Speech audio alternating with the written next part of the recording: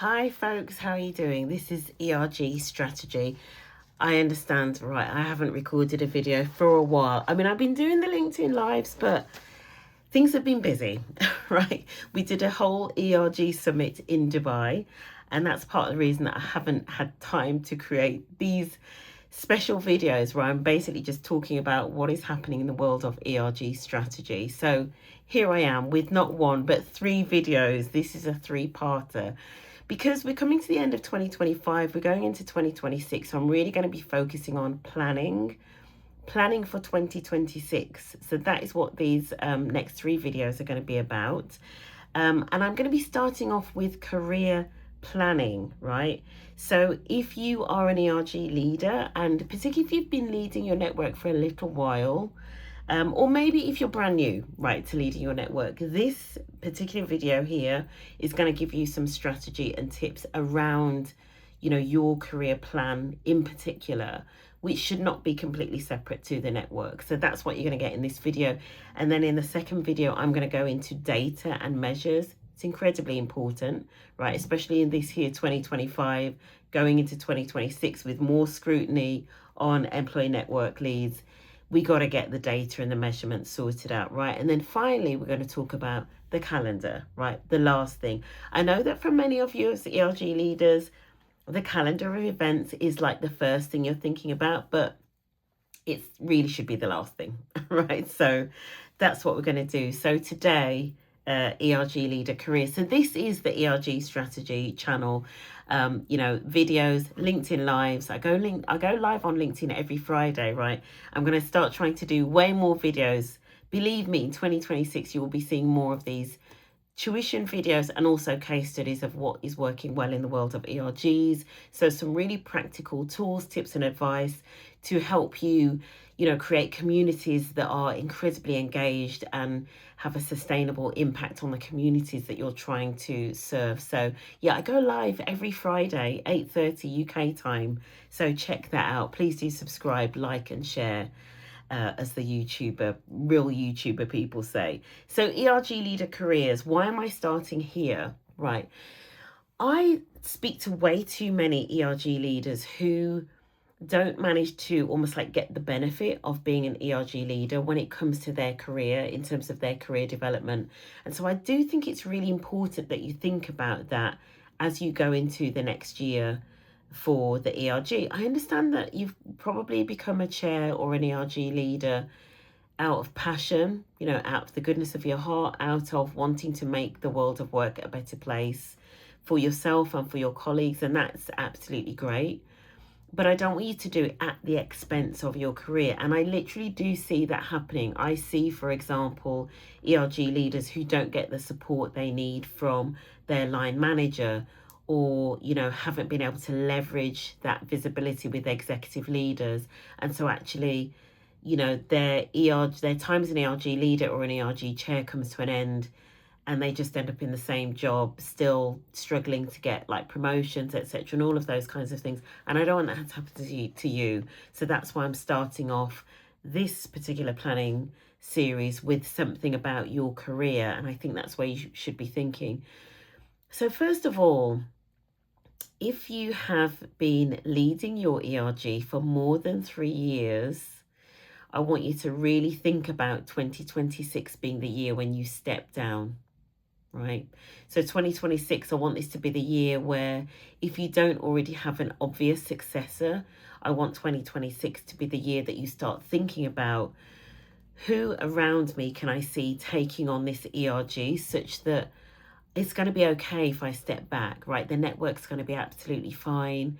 I'm going to be able to lean back into my career and potentially get a promotion or get some progression, and the network will be fine. So that's where I want you to start, actually thinking about, do I potentially need to step down for next year? I know it's a really difficult thing to think about for some of you. For some of you, especially if you've started the network feels like your baby, right? I completely understand that.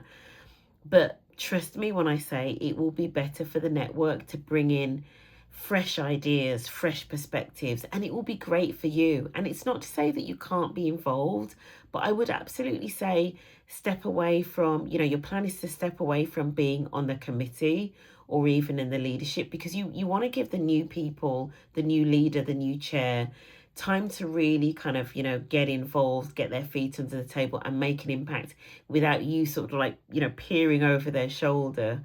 But also it gives you time to have a rest, right? And lean back into your career. So the first thing I want to say is, do you need to think about whether it's time to step down in 2026? Then what I want you to think about in terms of 2026, I want you to think about what is your desired role by the end of next year. So come the end of next year, this time next year, November, December 2026, what do you want your role to be? If it's the same role, is there anything more that you want to be doing? Are there any particular skills that you want to have developed in 2026? And then once you've thought about that, have a think about the types of work that you have done in the past within the network and the types of work that you want to do going forward. Are there any particular priorities or initiatives or campaigns that will help to build some of those skills, right? So that's how you start to potentially make the connection and make sure that if there is some ERG work that's going to be on the table, and we'll cover that in the next couple of videos, have a think about how you can actually use those opportunities to develop some of the skills that you want, or even potentially develop new skills to support you moving into this new role that you want to have by the end of 2026. I also want you to think about the stakeholders and the sponsors. Now, you can start with your exec sponsor, but they may or may not be the most appropriate career sponsor for you. So I definitely want you to start thinking about who are the senior leaders that are kind of like in your corner. These are maybe people that have advocated for you, people that you've maybe got a good working relationship with, people that have maybe had visibility to your work. Really start to think about who those individuals are, because they are potentially going to help you make your next career move, right? So let's talk about now the role of this sponsor. If you're lucky, it could be the executive sponsor of your network, because actually then they've been able to see you delivering in a slightly different capacity, and hopefully stretching in terms of like stretching and growing some leadership skills, and seeing how you influence, how you communicate, how you pull people together, how you engage, etc. So if it just so happens that your executive sponsor is also somebody that maybe has influence over either the area that you're currently in or actually the area that you want to move into, perfect, right? Perfect. Just have a conversation with them and say, look, I'm starting to think about my own career in terms of planning for next year, and I'd love to have a conversation with you about what it is I can do to get ready for that next move, that next promotion, and be really crystal clear with them in terms of what it is that you're looking for, and then the support that they can help you with, whether that is introducing you to other individuals, other senior leaders that can help make that happen, or can have another conversation with you about what it is that you might need to take that next step, or whether they can advise any particular development or training that will be useful. But definitely leverage, if your exec sponsor is useful for your next career move, leverage that relationship, right? If the exec sponsor isn't the right person, but there is maybe another senior leader that is on like the same level as your exec sponsor, or maybe a level below, or a level below or the level above, it doesn't really matter, you can potentially get an introduction from that exec sponsor, right? If they know them, if they're well networked, they can get you an introduction to that potential next sponsor who could help you in that role, right? So you're kind of like you're leveraging the network of your exec sponsor to get an introduction to this other person that could potentially become the sponsor for your next career move. And you really want to be having that conversation again, opening up the conversation. You don't necessarily need to ask that slightly awkward question of, will you be my sponsor, or will you be my mentor? It doesn't even need to be as formal as that, but you can basically say to them, I'd love to have a conversation with you about my next career move so I could get some advice from you and potentially get some support. And the support that you're basically asking for is that sponsor bit, right? The title of sponsor is less important than the activity, but the activity that you want from them is you want some advice from them, but you don't only want advice. You want them to, for example, if they hear about an opportunity that they think will help get you to that next move, you want them to put your name forward. You want them to give you advice about the types of roles that will be useful. You want them to, you know, if a role comes up in that area, you want them to be confident to say, do you know what, I would recommend Cheryl for that role.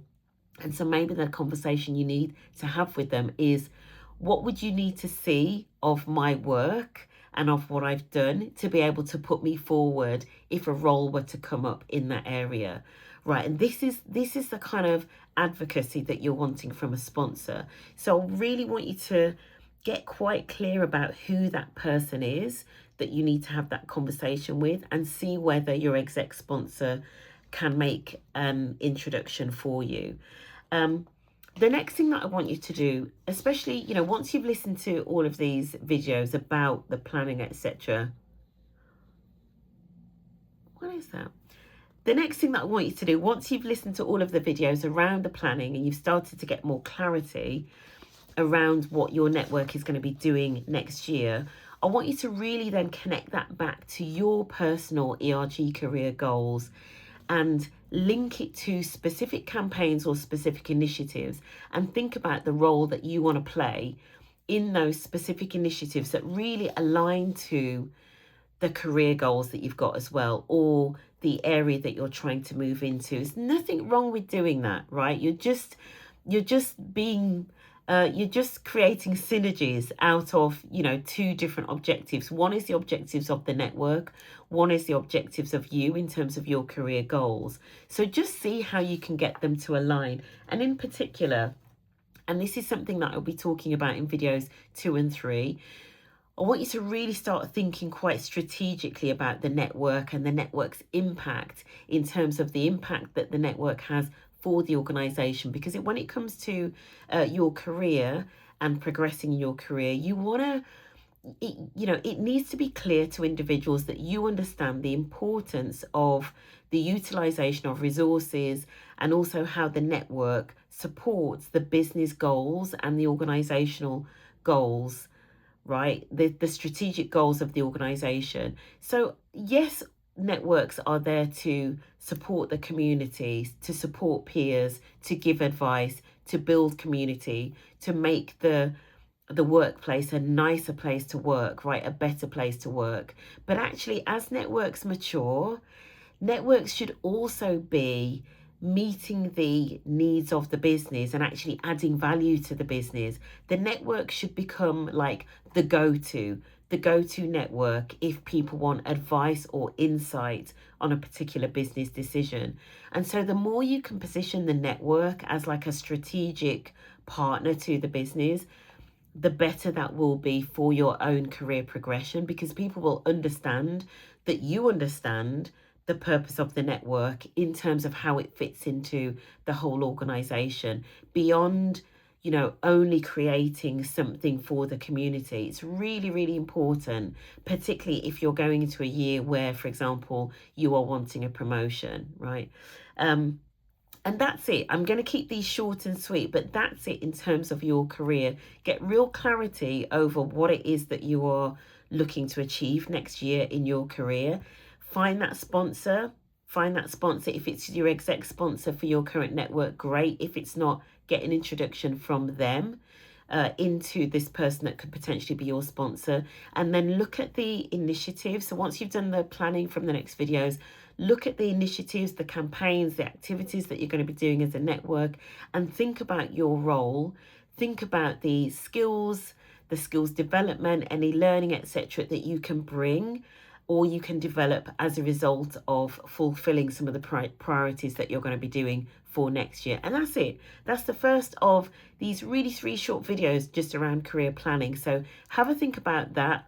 Have a think about your career. If you're going to be stepping down, think about succession, think about who there is in the committee that you can be getting to take more of an active role, so that you can see whether they've got what it takes. And what it takes, what does it take to lead a network? One of the core skills I actually say is the ability to build relationships, right? That is key above everything else. So, be keeping your eyes out for your next successor. And that's it. If you like this video, please do give it a thumbs up. Leave a comment if you've got any particular questions, and share this with somebody else that needs to hear it. Maybe if you're a budding ERG leader or co-chair, and the co-chair won't step down, send them this video. I hope you enjoyed it. Please do, give it a thumbs up, and I will see you in the next video.